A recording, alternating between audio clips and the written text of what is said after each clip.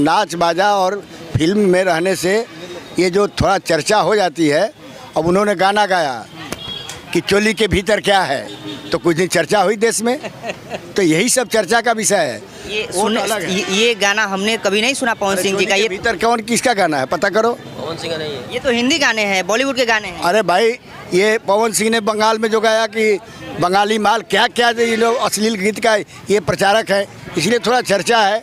अश्लीलता के प्रतीक हैं पवन सिंह, और ये पवन हवा है, और हवा जो है पहाड़ से टकरा करके एनडीए गठबंधन से पुनः वापस हो जाएगा। हवा से कभी पहाड़ गिरता नहीं है। बीजेपी ने ही ठुकराया है। 10 वर्षों से वो सिपाही के रूप में पवन सिंह काम कर रहे थे, टिकट नहीं दिए हैं, तो शायद लड़ रहे हैं। भाई बहुत सिपाही को टिकट नहीं मिलता है।